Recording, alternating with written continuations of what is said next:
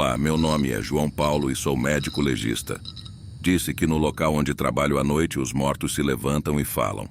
Trabalho há mais de 10 anos nesse necrotério.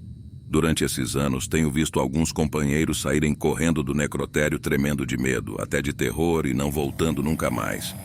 Geralmente são os funcionários novos em seus primeiros turnos de trabalho. Todos dizem a mesma coisa, que os mortos começaram a andar e falar. No início, quando eu ouvia suas histórias, elas me pareciam fantasiosas. Tornava ilógico pensar em algo sobrenatural porque o corpo sem vida tem espasmos. Os gases saem do corpo fazendo barulhos estranhos, nada mais. E eu nunca tinha visto ou ouvido nada estranho, porém numa noite de novembro entrei no turno da noite, como sempre fiz. Chegou o corpo de uma menina de 5 anos. Essa menina morreu porque caiu do telhado de cabeça em um piso de concreto, tendo uma morte terrível. A expressão em seu rosto era de terror. Dava para ver que antes de morrer ele estava chorando. Nesses casos fico muito triste, pois não encaro bem a morte de crianças. Onde está Deus nessas horas? Como inocentes podem morrer? Dói ver as crianças deixarem este mundo, por isso sou ateu. No necrotério também havia vários mortos deitados e cobertos com capas, mas minha prioridade era essa menina. Então comecei a fazer meu trabalho. Quero esclarecer que naquela noite eu estava sozinho porque meu companheiro estava desaparecido e outro teve um dia de folga. Comecei a cortar a menina à 1 da manhã, verificando cada parte do corpo dela. Estava abrindo a parte do peito quando a mão se moveu e parecia que ela queria conversar, porque ela fechou os lábios e ouvi um sussurro. Um pequeno som, mas não eram apenas espasmos, mas continuei meu trabalho. Quando comecei a cortar a cabeça dela, a garota abriu os olhos, mas não foi um simples espasmo. Ela moveu os olhos de um lado para o outro e depois olhou para cima e para baixo. Ela fez isso por alguns segundos e parou de olhar. Justamente quando eu aproximei a mão para fechar os olhos, ele mexeu a boca. Parecia que ele estava sorrindo para mim, mostrando os dentes e cuspindo saliva. Isso me deixou muito alterado. Nesse momento achei melhor dar uma pausa de 5 minutos para tomar um café e arejar a cabeça. Antes de sair, a cobri com um lençol e ao me aproximar da porta ouvi como se aquela garota estivesse rindo. Saí correndo do necrotério e fui para uma barraca que ficava do lado de fora. Consegui me acalmar, dizendo a mim mesmo que eram simples espasmos dos quais não precisava ter medo, porque era só isso e nada. Mas quando voltei, notei que a menina que deixei coberta estava com o lençol no chão e ela não estava na posição que a deixei. Ela estava de bruços, como se tivesse levantado para ir dormir daquele jeito. Comecei a rezar e não tive escolha. Tinha que terminar o que eu tinha feito. Eu estava começando, cortei rápido e quando estava costurando já estava mais calmo. Mas algo começou a fazer os pelos do meu corpo se arrepiarem. Eu claramente senti como se alguém estivesse atrás de mim. Pelo canto do olho vi uma figura alta. Fiquei imóvel, mas aquela figura queria me tocar. Quando vi que a mão dele se aproximava do meu ombro, me virei rapidamente, mas quando o fiz não havia ninguém além de um corpo sem vida na prancha, assim como o que eu vi. Terminei de costurar a menina e comecei a limpá-la e banhá-la para deixá-la bonita. Quando eu estava dando banho nela, a menina começou a ter outro espasmo.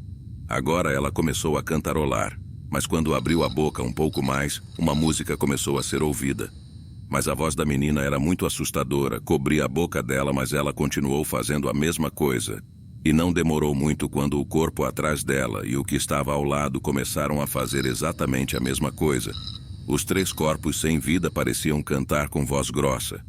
Isso me apavorou tanto que corri para a recepção. Eu estava pálido, nervoso e tremendo de medo por causa desse susto. Até senti vontade de desmaiar. A recepcionista perguntou o que eu tinha e eu contei para ela o que tinha acontecido comigo. Fiquei 1 hora falando sobre isso, falando sobre aqueles corpos sem vida. Eles sincronizaram e começaram a cantar com uma voz de homem. Acho que era porque eram masculinos. Mas a menina não alcançava esse tom de voz profundo. Não falei isso para meus colegas no dia seguinte, mas alguns descobriram e por um tempo fui a piada deles, mas sei o que eles veem, sei o que ouvi e sei que eles não acreditam como os novatos um dia não acreditaram. E com certeza, se você resolver trabalhar em necrotérios, um dia isso pode acontecer com você. Olá, Meu nome é Pablo e obrigado por dedicar um tempo para ouvir o meu relato. Meu pai, em sua cidade natal, Curitiba, há muitos anos exerceu a profissão de médico legista porque naquela época não havia tantos enfermeiros nem médicos. Ele também trabalhava em Ponta Grossa e fazia autópsias.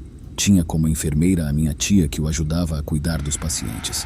Eles também faziam embalsamamento e, em algumas ocasiões, fazendo autópsias. Juntos, eles embalsamaram muitas pessoas, mas minha tia estava aprendendo a fazer autópsias. Em uma ocasião na cidade, um idoso não voltou para casa para dormir, e no dia seguinte o encontraram bêbado no centro da cidade morto. Seus parentes não sabiam se ele havia caído e batido a cabeça ou se alguém o havia matado. Eles queriam saber o motivo da morte daquele idoso. Levaram-no para fazer a autópsia. Minha tia o recebeu, colocou-o na pia e cortou sua roupa com uma tesoura e depois começou a arrumar o corpo. Aquele corpo estava muito rígido, estava em posição fetal. As mãos agarravam os joelhos e ela tentava colocar ele em posição reta para facilitar o trabalho. Ela havia tirado a roupa com uma tesoura. Imaginou que seria fácil acomodá-lo. Esticou o braço do homem, mas não conseguiu. Não conseguiu nem tirar os dedos da outra mão. Aquele velho era extremamente rígido. Ela tentou ajustar os braços, mas como não conseguiu, ela deve ter pensado que o mais fácil seria esticar as pernas. Mas ela não comentou que por mais que tentasse, era impossível para ela acomodar seus membros. Claro, ela passou por isso porque os cadáveres permanecem rígidos, mas nunca nessa magnitude.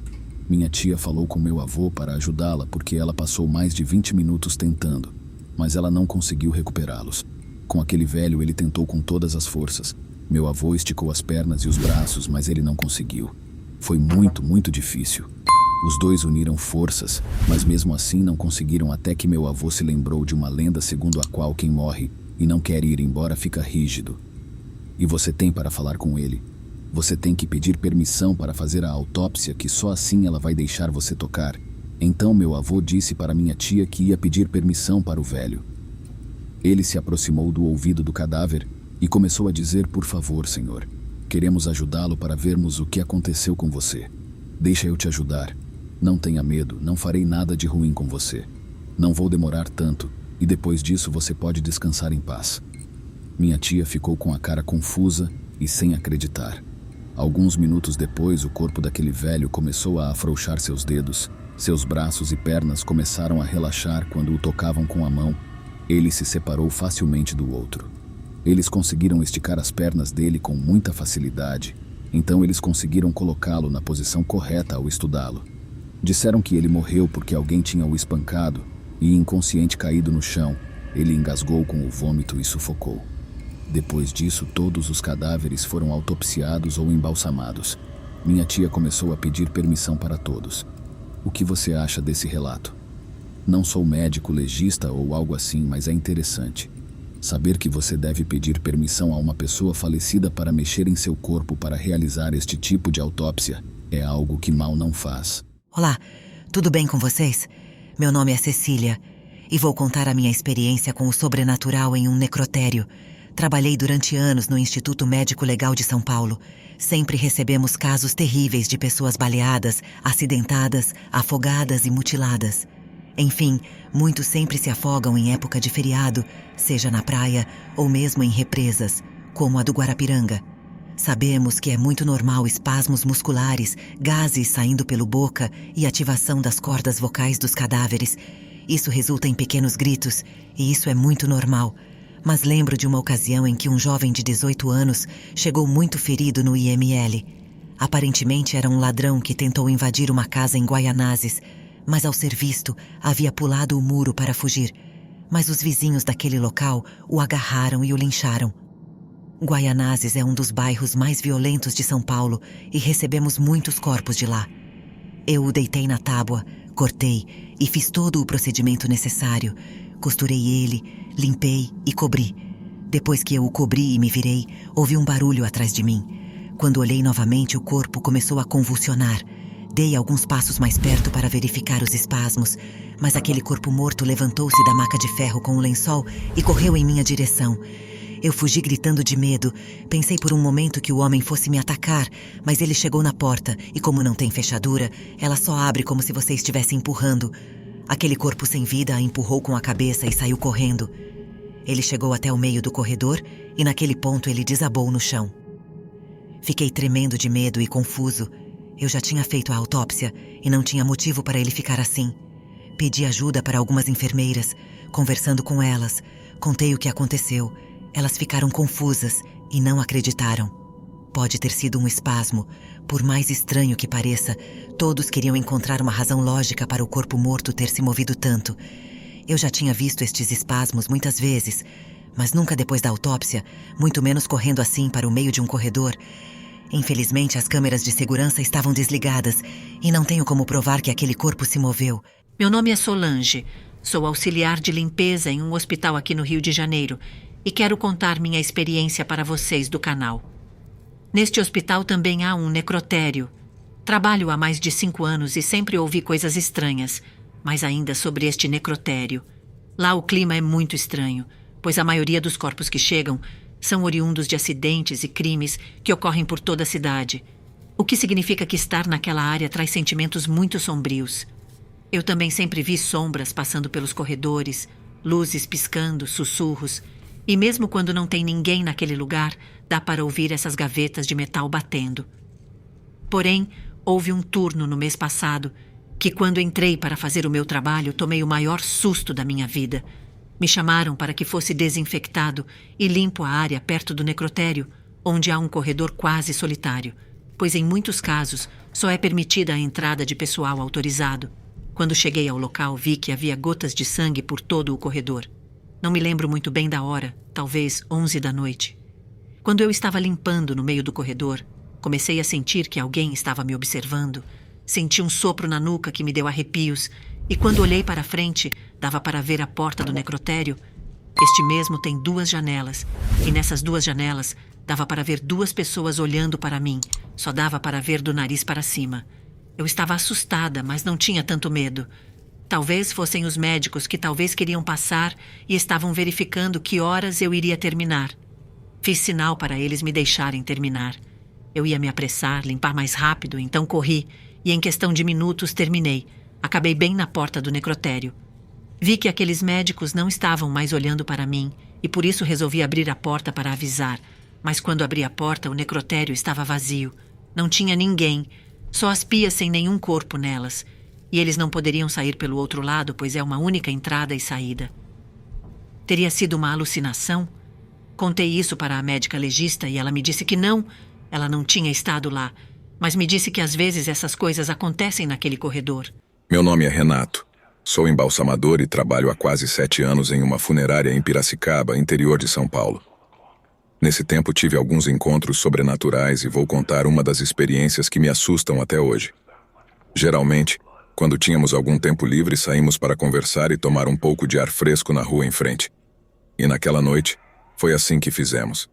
Estávamos do lado de fora, quando do nada vemos uma figura se aproximando lentamente de onde estávamos.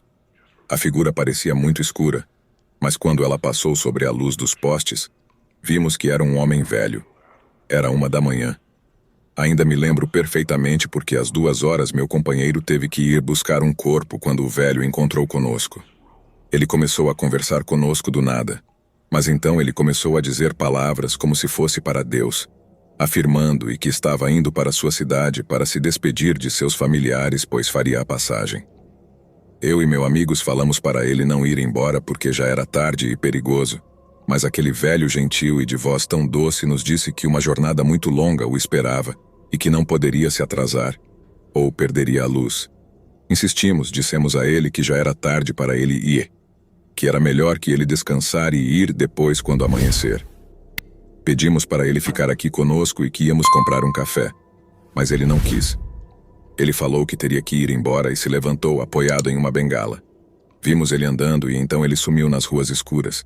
Fiquei triste porque ele estava com aspecto de cansado e aparentemente ele não andava muito bem. Antes das 2 horas, meu companheiro saiu para buscar o corpo e quando voltou para a funerária, estava pálido. Ele não conseguia falar nada. Colocou o corpo na maca e pediu que eu olhasse. Assim que descobri o corpo, vi que era o corpo daquele velho. Quando o vimos, ficamos todos chocados. Comecei a tremer de medo e nervosismo, mas quando olhei para o rosto daquele corpo morto, Esse sentimento passou rapidamente. Revisamos a certidão de óbito para saber do que ele morreu. O horário de sua morte foi às 9 da manhã e o corpo chegou ao necrotério às 2 da manhã. O velho chegou 1 hora antes para se despedir de nós. Talvez para que pudéssemos cuidar bem dele. Espero que ele tenha conseguido chegar a tempo para ir para a luz.